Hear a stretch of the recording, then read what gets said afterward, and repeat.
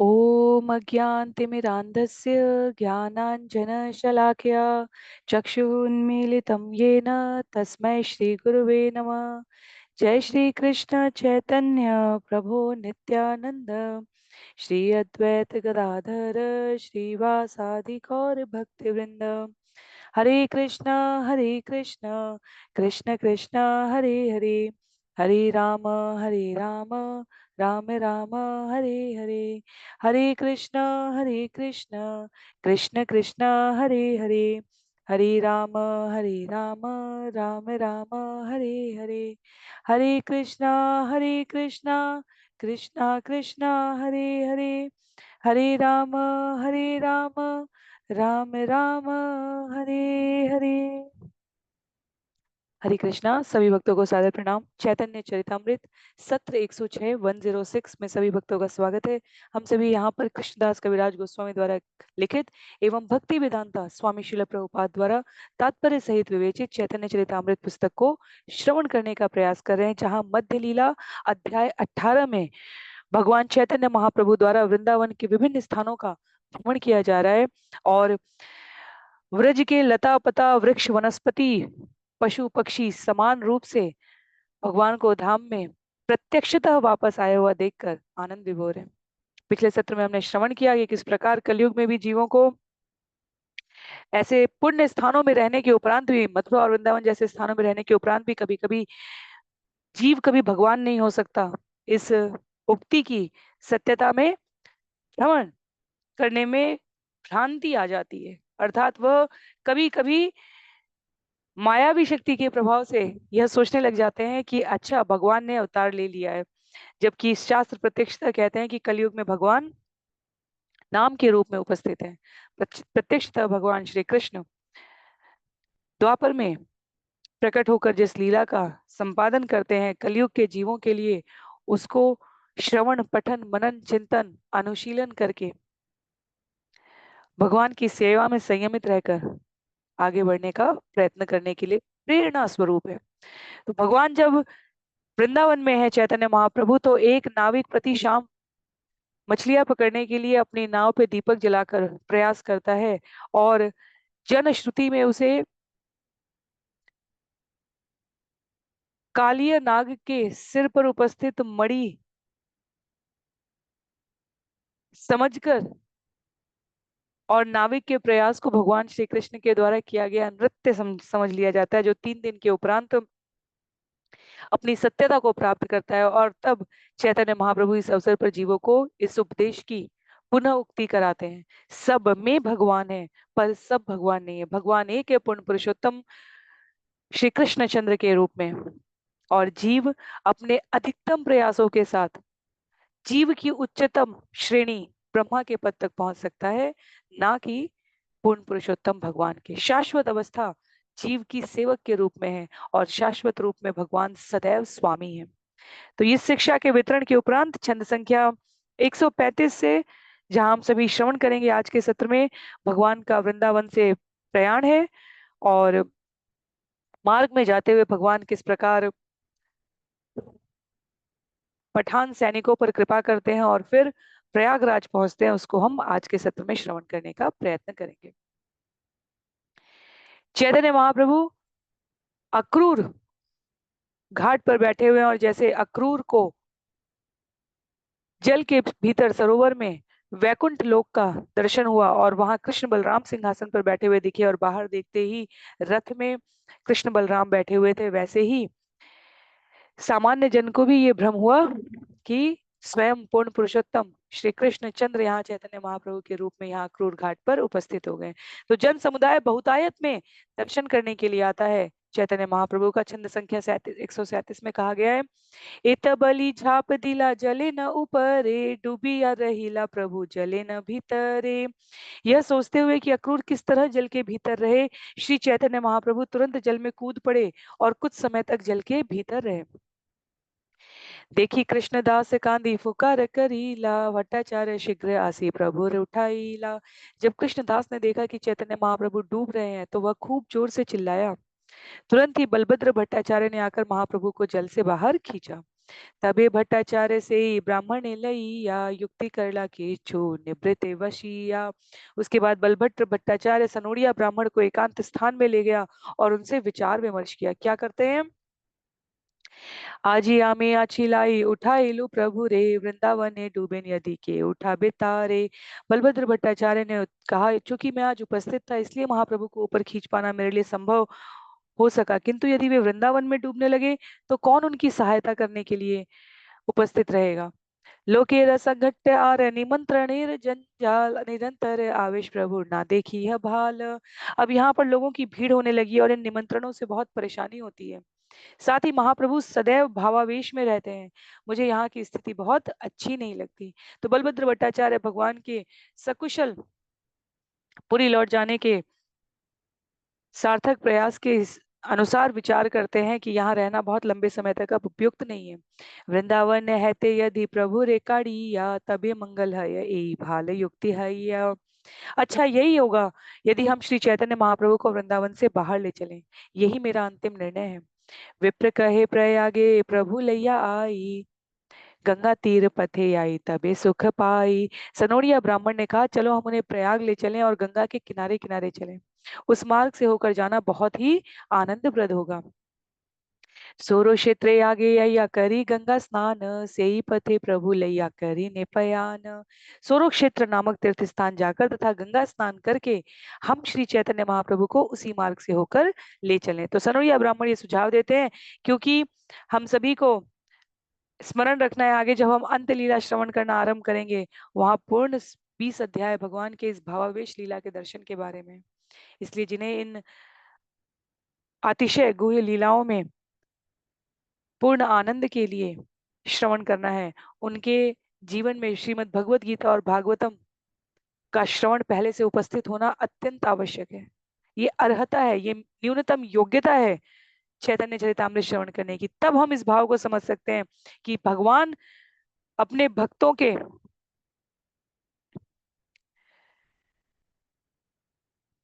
द्वारा प्रस्तुत किए गए सेवा भाव से, उनके द्वारा प्रस्तुत किए गए अनुरोध से कितना कृतार्थ अनुभव करते हैं। चैतन्य महाप्रभु यहाँ पूर्ण पुरुषोत्तम भगवान श्री कृष्ण चंद्र हैं और वह परम सेविका श्रीमती राधा रानी के भाव को धारण किए हुए हैं। तो जो भाव हमें चैतन्य महाप्रभु के जीवन में दिखने वाले हैं वो वास्तव में भक्त कितना विरह आतुर व्याकुल कातर रहता है भगवान के लिए, श्रीमती राधा रानी कितनी विरह के साथ भगवान की सेवा में संलग्न रहती हैं, उसकी प्रस्तुति है यहाँ पर। इसलिए चैतन्य चरितामृत भगवान के हृदय के प्रवेश द्वार के रूप में बतलाया गया है। तो चैतन्य महाप्रभु भावावस्था में यदा कदा नहीं अपितु दीर्घ काल के लिए प्रवेश करने के लिए अब उद्यत होते जा रहे हैं संन्यास लेने के समयोपरांत, और धीरे धीरे यह क्रम बढ़ता ही जाएगा। तो वृंदावन में रहते हुए स्थानों का, व्यक्तियों का, घटनाओं का स्मरण करके इस भाव समाधि में उनके जाने की अवस्था को देखकर बलभद्र भट्टाचार्य ने विचार किया कि उनको वापस ले जाना ही उचित है यहाँ से। आगे कहते हैं, माघ मास लागिल एबे यदि आइए मकरे प्रयाग स्नान कत दिन पाइए। अब माघ मास लग रहा है, यदि हम इस समय प्रयाग जाएं तो हमें मकर संक्रांति के अवसर पर कुछ दिन स्नान करने का अवसर मिल जाएगा। तो श्रील प्रभुपाद यहाँ परिचय कराते हैं माघ मास से कि हर 12वें वर्ष जो कुंभ मेला लगता है जिसमें पवित्र लोग एकत्र होते हैं, वह गंगा यमुना के संगम के निकट प्रयागराज में शास्त्रों तक में उल्लेख है इस स्थान पर आकर स्नान करने की महत्ता का। तो सनोड़िया ब्राह्मण वहां जाने के लिए बहुत उत्सुक है। श्रील प्रभुपाद साथ साथ ये भी कहते हैं कि जो कर्मकांडीय विधि में लगे हैं उनके लिए यह अतिशय आवश्यक है, लेकिन जो भक्ति में लगे हुए हैं वो उसे भगवत प्राप्ति के माध्यम के साधन के रूप में प्रयोग करते हैं, ना कि पाप और पुण्य के रूप में। तो ये हमें स्पष्ट रहना चाहिए। आगे है, आप नार दुख की करी निवेदन, मकर पंचसी प्रयागे करी सूचन। सनोरिया ब्राह्मण ने आगे कहा, तुम अपने मन के भीतर जिस दुख का अनुभव कर रहे हो उसे चैतन्य महाप्रभु के सामने निवेदन करो। तब यह प्रस्ताव रखो कि हम माघ मास की पूर्णिमा को प्रयाग जाना चाहते हैं। गंगा तीर पथे सुख जाना इह तारे, भट्टाचार्य आसी तबे कहिला प्रभु रे। तो महाप्रभु से जाकर उस सुख को बतलाओ जो तुम गंगा नदी के किनारे किनारे यात्रा करने में अनुभव करोगे। अतः बलभद्र भट्टाचार्य ने श्री चैतन्य महाप्रभु से यह प्रार्थना निवेदित की है। सही तेना पारी आमी लोके गड़बड़ी, निमंत्रण लागी लोक करे हुड़ाहुड़ी।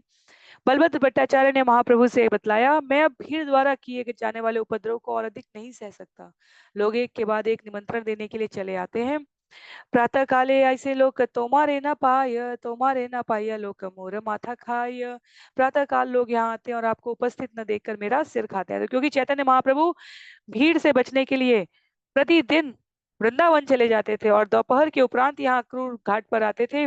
तो बलभद्र भट्टाचार्य कह रहे हैं, आपकी अनुपस्थिति में सब मुझसे आपको अपने घर आमंत्रित करने का अनुरोध करते हैं, निवेदन करते हैं, पर मैं सबका निमंत्रण तो नहीं स्वीकार कर सकता ना। तो इस वजह से यहाँ बहुत आपाधापी हो जाती है भगवान। तबे सुख है यबे गंगा पथे याई या ये बे यदि आई मकरे गंगा स्नान पाई या। मुझे बड़ी प्रसन्नता होगी यदि हम सभी गंगा नदी के किनारे के मार्ग से यात्रा करें। तब हमें मकर संक्रांति के अवसर पर प्रयाग में स्नान करने का अवसर प्राप्त हो सकता है। तो श्रील प्रभुपाद यहाँ पर हमें संकेत करते हैं कि माघ का जो मेला है मास पर्यंत, उसमें दो बड़े अवसर होते हैं गंगा स्नान के, एक माघ मास की अमावस्या और दूसरा पूर्णिमा। उद्विग्न हईला प्राण सहित ना पारी, प्रभु रे ये आज्ञा है यशे शिरे धारी। मेरा मन अत्यंत उद्विग्न हो रहा है भगवान, और मैं इस चिंता को और अधिक नहीं सह सकता। अब तो आपकी अनुमति पर ही सब कुछ निर्भर करता है। आप जो करना चाहें वह मुझे स्वीकार्य होगा।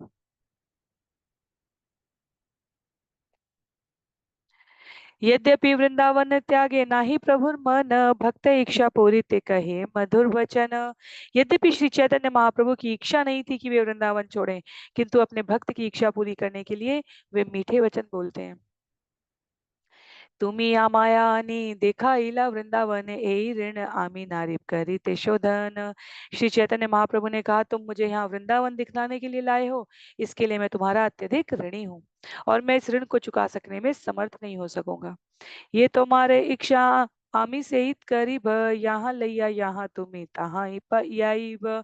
जो तुम्हारी इच्छा है वही मैं करूंगा, तुम मुझे जहां भी ले चलोगे मैं वहीं जाऊंगा।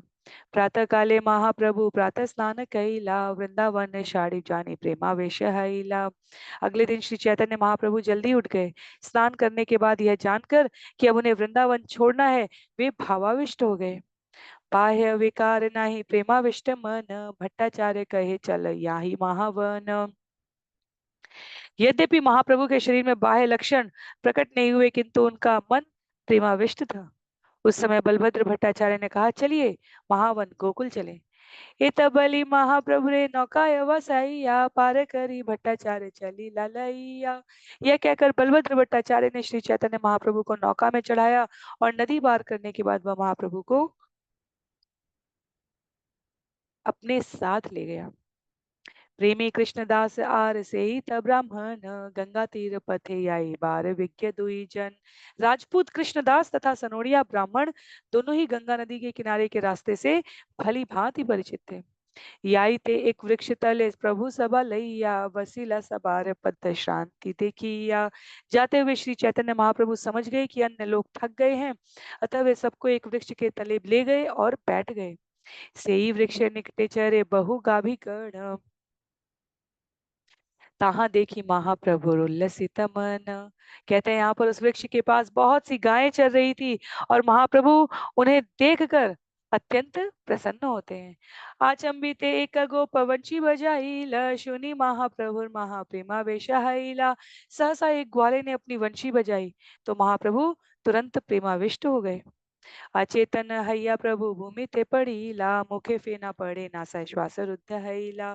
भावाविष्ट होने से महाप्रभु अचेत होकर भूमि पर गिर पड़े, उनके मुख से फेन निकलने लगा और उनकी श्वास रुक गई। भगवान की ये भावावेश की अवस्था है जिसमें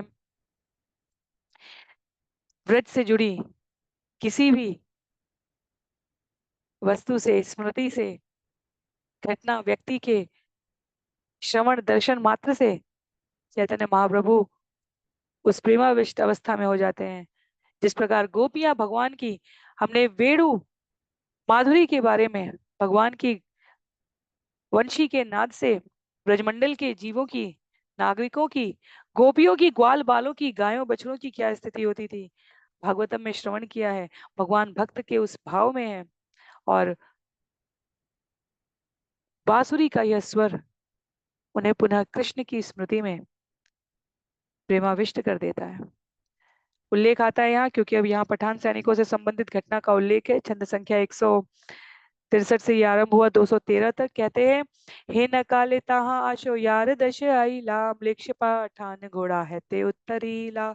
जब महाप्रभु बेहोश थे तब वहां 10 अश्वारोही सिपाही जो मुसलमान पठान सैनिक थे आए और घोड़े से उतरे। प्रभु रे देखी अम्लेक्ष कर रहे विचार, यति पाशशील सुवर्ण अपार। महाप्रभु को बेहोश देखकर सिपाहियों ने सोचा, इस सन्यासी के पास अवश्य ही काफी मात्रा में सोना होगा। यही चारी बाटो यार धुतु रखा होई या, मारी डारी याचे यतिर सब धन लैया। वो विचार करते हैं, इन चारों धुर्तों ने धतूरा खिलाकर मारने के बाद ही अवश्य ही इस सन्यासी का धन ले लिया होगा। तबे से ही पाठानचारी जने रे बांधीला, काटिते चाहे गौड़िया सब कापिते लागीला। यह सोचकर पठान सैनिकों ने उन चारों जनों को बंदी बना लिया और उनको मार डालने का निश्चय किया। इसके कारण दोनों बंगाली कांपने लगे।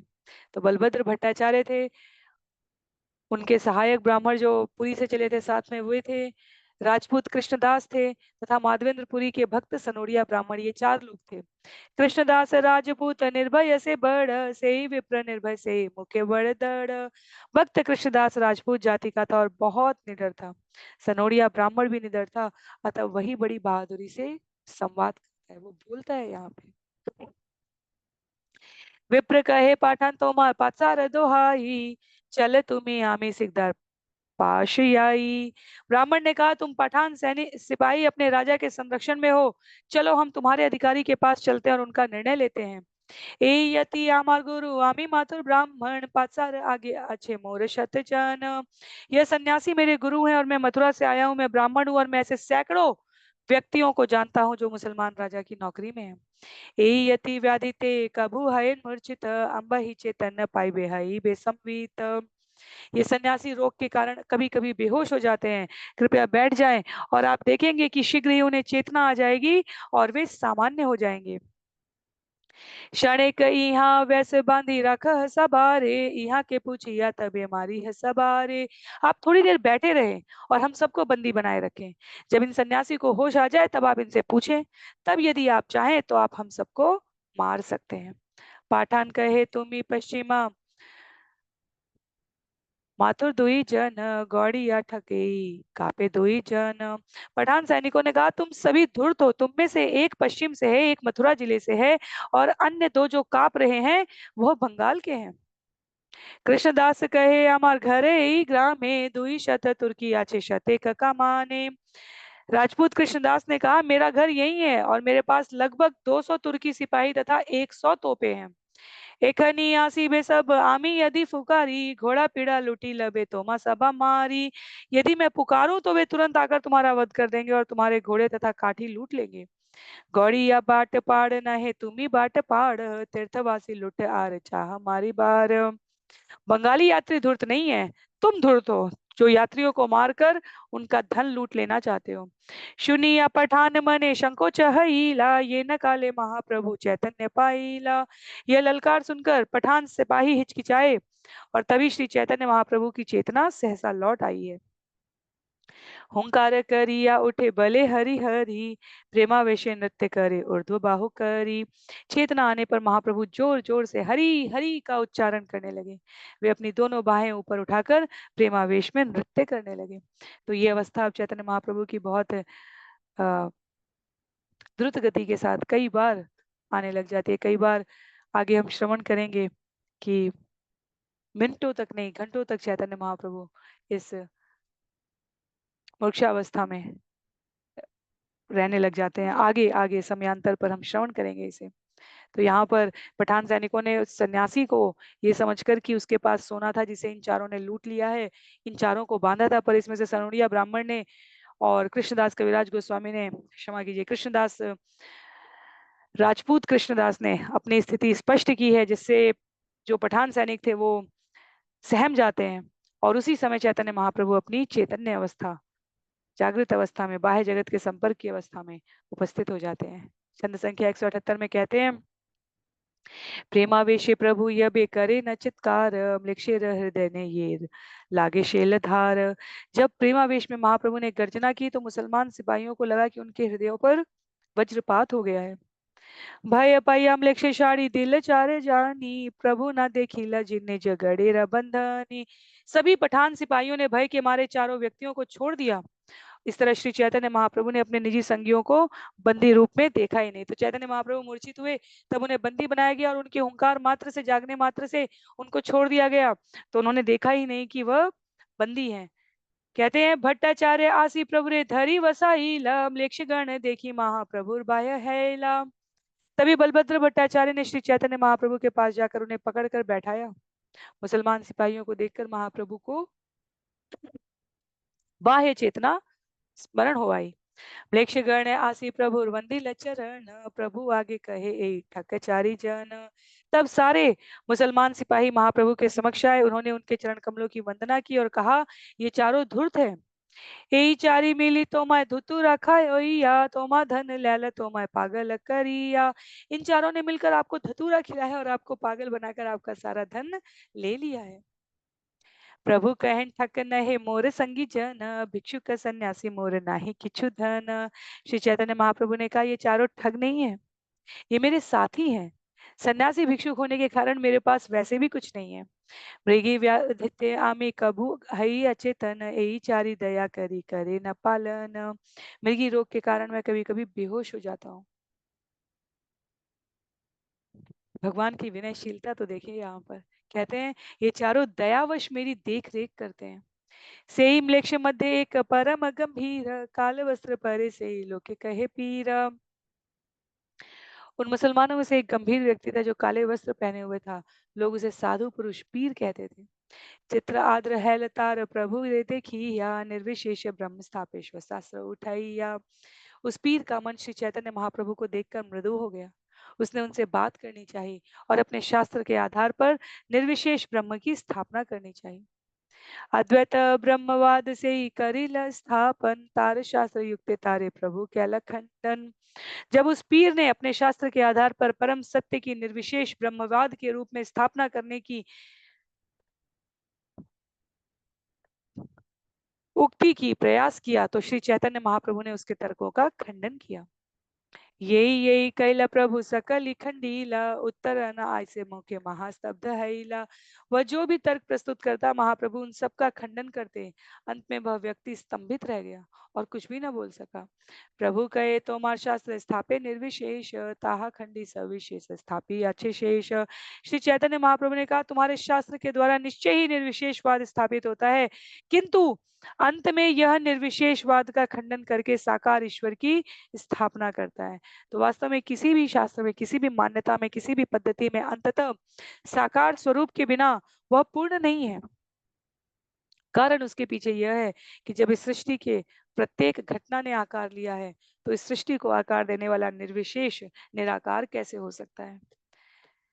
ये सामान्य सी गणित है, समीकरण है, जो श्रद्धा और भक्ति में रहने से पूर्ण स्पष्टता के साथ जीव के हृदय में प्रवेश कर सकता है। छंद संख्या 190 में कहते हैं, तोमार शास्त्र कहे शेष एक ही ईश्वर, सर्वैश्वर्य पूर्ण ते हो श्याम कलेवर। आपका शास्त्र इस तथ्य को स्वीकार करता है कि अंततोगत्वा ईश्वर केवल एक है, वे ऐश्वर्य से पूर्ण है और उनका शारीरिक वर्ण श्याम है। तो सूफी संप्रदाय के साथ इस चर्चा में श्रील प्रभुपाद कहते हैं यहाँ पर कि वह निर्विशेषवाद को मानने वाले होते हैं, उनका जीव तथा परम ब्रह्म के एकत्व पर विश्वास होता है और इसलिए यह आश्चर्य नहीं है कि वह निर्विशेषवाद को अधिक प्राथमिकता देते हैं। सच्चिदानंद देह पूर्ण ब्रह्म स्वरूप, सर्वात्मा सर्वज्ञ नित्य सर्वाधि स्वरूप। आपके शास्त्र के अनुसार भगवान का स्वरूप सनातन, आनंदमय तथा दिव्य है। वे परम सत्य, सर्वव्यापक, सर्वज्ञ तथा शाश्वत व्यक्ति हैं। वे सभी वस्तुओं के उद्गम हैं। सृष्टि स्थिति प्रलय ताहा हेते य स्थूल सूक्ष्म जगते रते हो समाश्रय। सृष्टि, पालन और संहार उन्हीं से होते हैं। वे समस्त स्थूल तथा सूक्ष्म प्राकट्यों के मूल आश्रय हैं। सर्वश्रेष्ठ सर्वाराध्य कारण कारण तार भक्ते हय जीवे संसार तारण। भगवान सबके द्वारा आराध्य परम सत्य हैं। वे समस्त कारणों के कारण हैं। उनकी भक्ति करने से जीव भव बंधन से छूट जाता है। तार सेवा बिना जीवे नाया यह संसार, ताहर चरण प्रीति पुरुषार्थ सार। कोई भी बद्ध जीव पूर्ण पुरुषोत्तम भगवान की सेवा किए बिना भव बंधन से छूट नहीं सकता। और जीवन का चरम उद्देश्य उनके चरण कमलों के प्रति प्रेम करना है। कोई और गति नहीं है जीव की। हम यह विस्मृत कर चुके हैं, इसलिए हमें भ्रम होता है। पर यदि विचार करके देखें तो इस जगत में स्वाभाविक रूप से भी हम जो कर रहे हैं वो किसी न किसी प्रकार की सेवा है। हम अपने मन को प्रसन्न करना चाह रहे हैं, अपनी इंद्रियों को प्रसन्न करने के लिए कार्य कर रहे हैं। हम इस जगत में जिनसे हम स्नेह करते हैं उनको प्रसन्न रखने के लिए कार्य कर रहे हैं।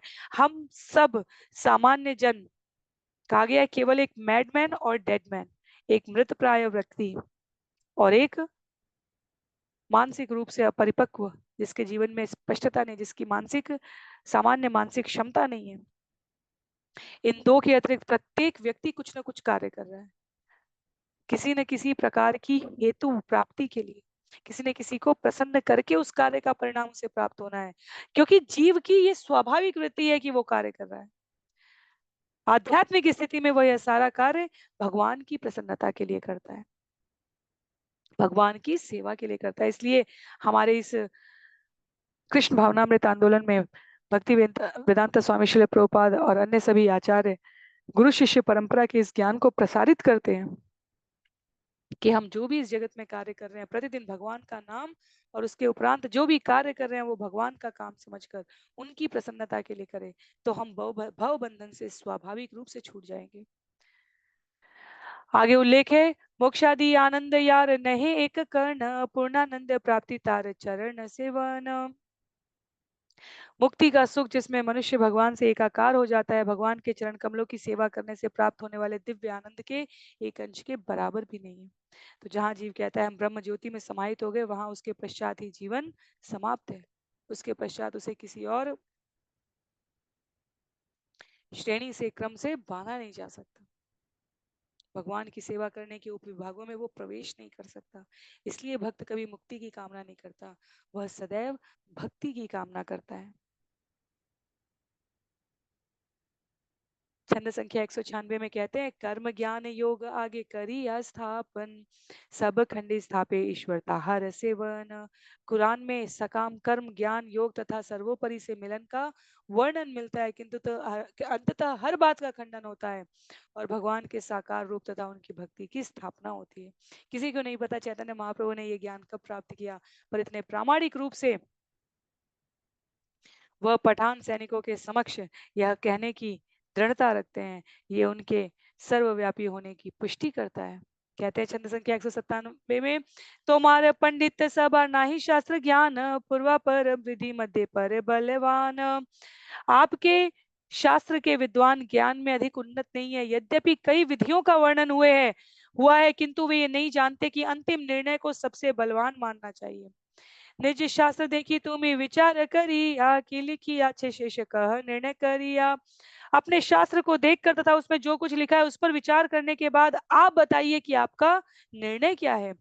वृक्ष कहे यही कह से ही सत्य है, यह शास्त्र लिखी अच्छे के लई तेना पाराय। उस संत ने, पीर ने उत्तर दिया, आपने जो कुछ कहा वो सत्य है, यह सब हमारे शास्त्र में लिखा अवश्य है, किंतु हमारे विद्वान न तो इसे समझते हैं और न इसे स्वीकार करते हैं। निर्विशेष गोसाई लैया करे न व्याख्यान, साकार गोसाई से विकारो नहीं ज्ञान। सामान्यतः वे भगवान के निर्विशेष पक्ष का वर्णन करते हैं, किंतु उन्हें शायद ही इसका ज्ञान हो कि भगवान का साकार रूप पूजनीय है, और निसंदेह उनमें इस ज्ञान का अभाव है, तभी वह अन्यों को इसके लिए सही रूप में प्रेरित नहीं कर पाते। सेई त गोसाई तुम्हें साक्षात ईश्वर, मोरे कृपा कर मुई अयोग्य पामर। क्योंकि आप वही पूर्ण पुरुषोत्तम भगवान है, अतएव मुझ पर कृपा कीजिए, मैं पतित और अयोग्य हूँ। अनेक देखिनु मुई लेख्य शास्त्र है ते साध्य साधन वस्तु नारी निर्धारिते। मैंने अपने शास्त्रों का विस्तार से अध्ययन किया है, किंतु मैं अंतिम रूप से निश्चय नहीं कर सकता कि जीवन का चरम लक्ष्य क्या है और उस तक मैं कैसे पहुंच सकता हूँ। तो पठान सैनिकों के साथ आए हुए इस पीर के ये वचन हैं जो वह चैतन्य महाप्रभु के समक्ष प्रस्तुत कर रहा है।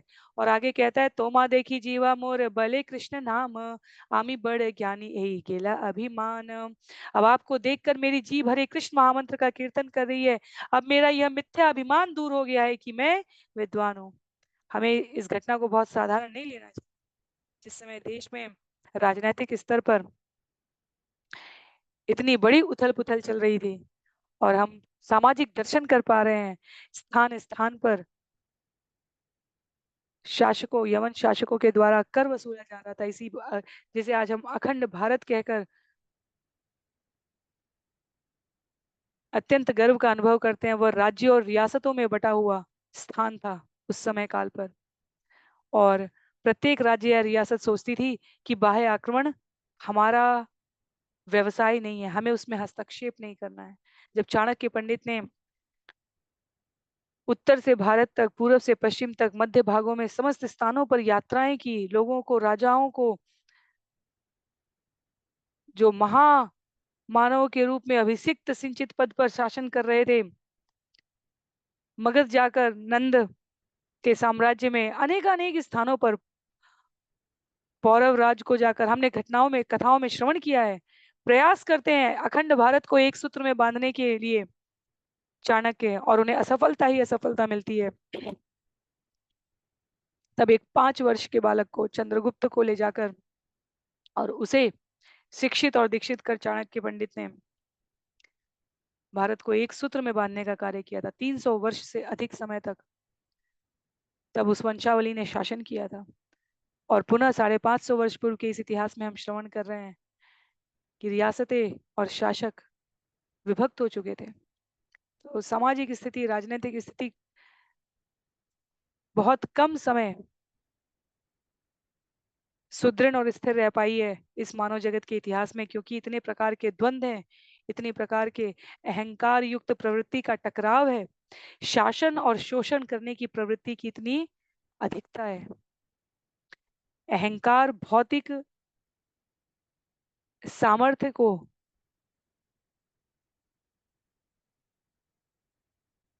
आधिपत्य करके संसाधनों का दुरुपयोग करने के लिए प्रयोग हो रहा होता है।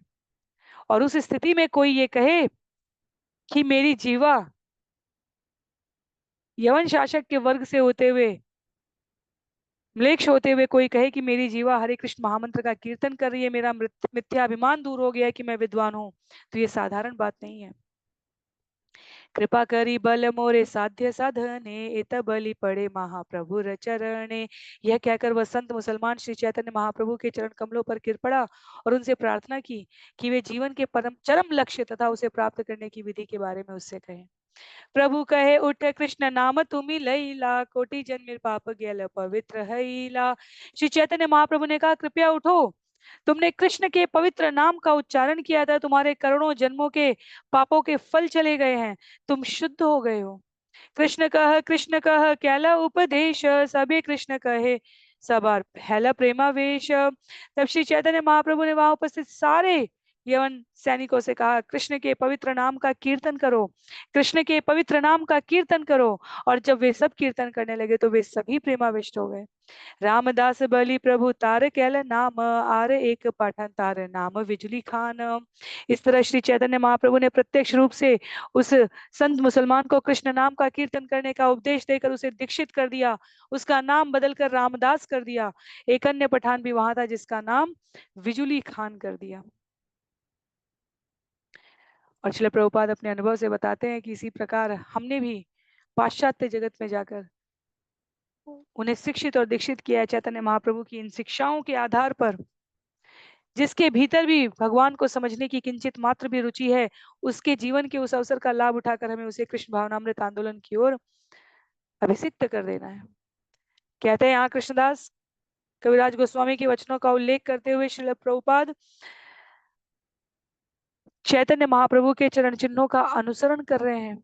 रामदास यहाँ पर प्रामाणिक दीक्षा विधि से उनका नाम बदल दिया गया और यह उनको भगवान के साथ संबद्ध करने के लिए, स्मरण कराने के लिए पर्याप्त था। छंद संख्या 208 में कहा गया है, अल्प वयस तार राजा रकुमार रामदास आदि पाठांचा करताहार। बिजली खान नवयुवक था और राजा का पुत्र था। रामदास आदि अन्य सारे पठान उसके नौकर थे। कृष्ण बलि पड़े से ही महाप्रभु पाया, प्रभु श्री चरण दिल ताहर माथाय। बिजली खान भी श्री चैतन्य महाप्रभु के चरण कमलों पर गिर पड़ा और महाप्रभु ने उसके सिर पर अपना चरण रख दिया।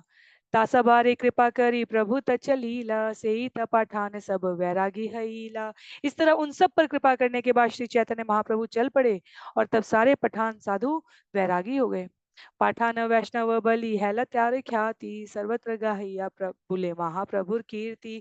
यही पठान बाद में पठान वैष्णवों के नाम से विख्यात हुए हैं। वे देश भर घूम घूम कर श्री चैतन्य महाप्रभु की कीर्ति का गुणगान करने लगे। से बिजली खान हैल महाभागवत सर्व तीर्थ हैल तार परम महत्व। बिजली खान बहुत बड़ा भक्त बन गया और हमें स्मरण रखना चाहिए, उसके लिए कहा गया है कि वह राजा का पुत्र था। उसका महत्व प्रत्येक तीर्थ स्थान में विख्यात हो गया। ऐसे लीला करे प्रभु श्री कृष्ण चैतन्य पश्चिम यासिया कैलया वनादि धन्य। लिखते हैं यहाँ पर, इस तरह श्री चैतन्य महाप्रभु ने लीलाएं की, भारत के पश्चिमी भाग में आकर यमुनों तथा म्लेच्छों को भी सौभाग्य प्रदान किया है। सोरो क्षेत्रयासी प्रभु कैला गंगा स्नान, गंगा तीर पथे कैला प्रयागे प्रयाण। इसके बाद श्री चैतन्य महाप्रभु सोरो क्षेत्र नामक तीर्थ स्थान गए। उन्होंने वहां गंगा नदी में स्नान किया और फिर वे गंगा के किनारे किनारे प्रयाग के लिए चल पड़े। सेई विप्रे कृष्णदासे प्रभु विदा दीला, योड़ हाथे दुई जन कही तेला गीला। सोरो क्षेत्र में महाप्रभु ने सनोरिया ब्राह्मण तथा राजपूत कृष्णदास से घर लौट जाने के लिए कहा, किंतु वे दोनों हाथ जोड़कर इस प्रकार बोले, प्रयाग पर्यंत दुहे तोमा संगे याब, तोमार चरण संग पुनः कहाँ पाब।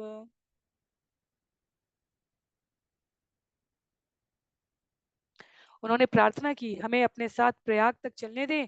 यदि हम अभी नहीं जाते तो हम आपके चरण कमलों का संग फिर कब प्राप्त कर पाएंगे। म्लेच्छ देश के कहा कर ये उत्पात, भट्टाचार्य पंडित कहते ना जाने न बात। यह देश मुख्यतया मुसलमानों से भरा पड़ा है, कोई भी किसी भी स्थान में उत्पात कर सकता है। यद्यपि आपका संगी बलभद्र भट्टाचार्य विद्वान है, किंतु वह स्थानीय भाषा में बात करना नहीं जानता। सुनी महाप्रभु ईशत हासी तेला गीला, से ही दुई जन प्रभु संगे चली आईला।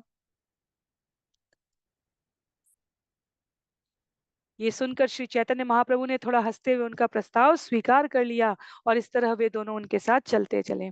तो अब ये अगले 15 छंदों में करीब जो विषय है वह प्रयागराज पहुंचने के बारे में। कहते हैं, यही यही जन प्रभु पाइला दर्शन, से ही प्रेमे मत्त है करे कृष्ण कीर्तन।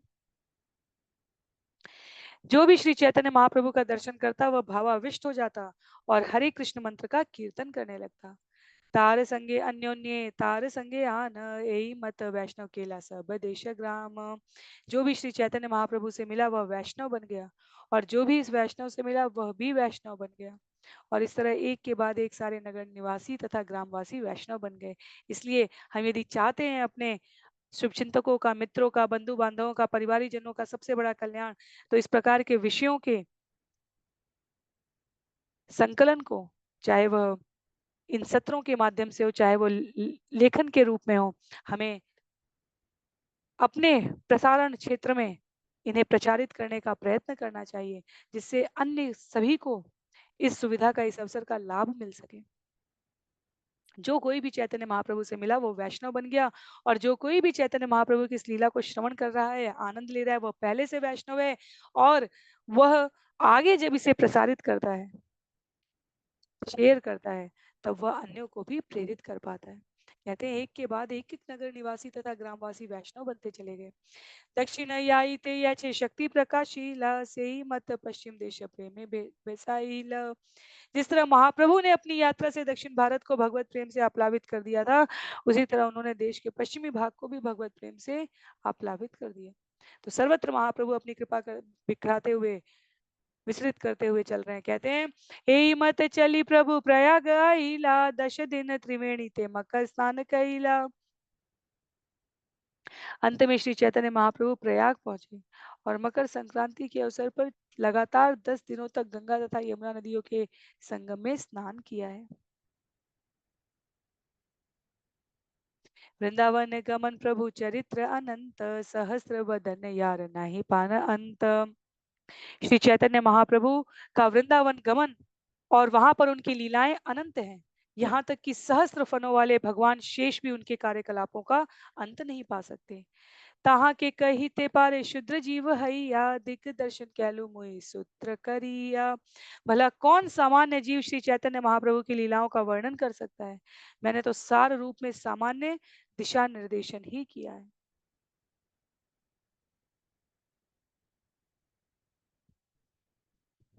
कृष्णदास कविराज गोस्वामी की ये विनयशीलता है, जो वो स्थान स्थान पर स्मरण कराकर हम सभी को परिचित कराते हैं। कितनी तन्मयता से गान करते हुए कृष्णदास कविराज गोस्वामी अपनी वास्तविक स्थिति को स्मरण कर करके अपनी विनयशीलता प्रदर्शित कर रहे हैं। कहते हैं अलौकिक लीला प्रभु अलौकिक रीति, सुनि ले भाग्यहीन नाहय प्रतीति। श्री चैतन्य महाप्रभु की लीलाएं तथा रीतियां असाधारण हैं। जो अभागा होगा वही इन बातों को सुनने के बाद भी उन पर विश्वास नहीं करेगा। ये कृष्णदास कविराज गोस्वामी जी के वचन है। आद्योपांत चैतन्य लीला अलौकिक जान, श्रद्धा करी शून्य यहाँ सत्य करी मान। श्री चैतन्य महाप्रभु की लीलाएं शुरू से लेकर अंत तक अलौकिक हैं। उन्हें श्रद्धा पूर्वक सुनना चाहिए और सत्य के रूप में स्वीकार करना चाहिए। यही तर्क करे यहाँ से ही मूर्ख राज, आपन आर मुंडे से आपन ही बाड़े पाड़े वाज। जो भी इनके विषय में तर्क करता है वह महामूर्ख है। वह जानबूझकर अपने ही सिर पर वज्रपात करता है। चैतन्य चरित्र ए अमृतेर सिंधु, जगत आनंदे भाषा यार ए बिंदु। श्री चैतन्य महाप्रभु की लीलाएं अमृत के सागर तुल्य हैं। इस समुद्र की एक बूंद भी सारे संसार को दिव्य आनंद से आप्लावित कर सकती है। भगवान की लीलाएं अमृत के सागर के समान बताई जा रही हैं, और इस अमृत के सागर से एक बूंद भी पर्याप्त है जीवों का उद्धार करने के लिए।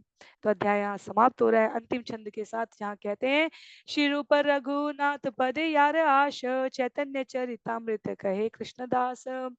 श्री रूप तथा श्री रघुनाथ के चरण कमलों में प्रार्थना करते हुए और उनकी कृपा की सदैव आकांक्षा करते हुए मैं कृष्णदास उनके चरण चिन्हों का अनुसरण करते हुए श्री चैतन्य चरितामृत प्रस्तुत कर रहा हूँ। तो श्री चैतन्य चरितामृत मध्य लीला के 18वें अध्याय का भक्ति वेदांत तात्पर्य यहाँ पूर्ण हो रहा है, जिसमें महाप्रभु की वृंदावन यात्रा तथा प्रयाग जाते हुए मुसलमान सिपाहियों के धर्म परिवर्तन का वर्णन हुआ है। अध्याय की समाप्ति के साथ ही आज का सत्र भी यहीं पर हम सभी समाप्त करेंगे। किसी प्रकार की जिज्ञासा, टिप्पणी, विचार प्रेषित करने के लिए आप जहाँ जुड़े हैं वहाँ लिखित रूप से भेज सकते हैं। सभी को बहुत बहुत आभार। श्री चैतन्य चरितामृत की जय, कृष्णदास कविराज गोस्वामी जी की जय, श्रील प्रभुपाद की जय, श्रील गुरुदेव की जय, अनंत कोटि वैष्णव वृंद की जय। हरे कृष्ण।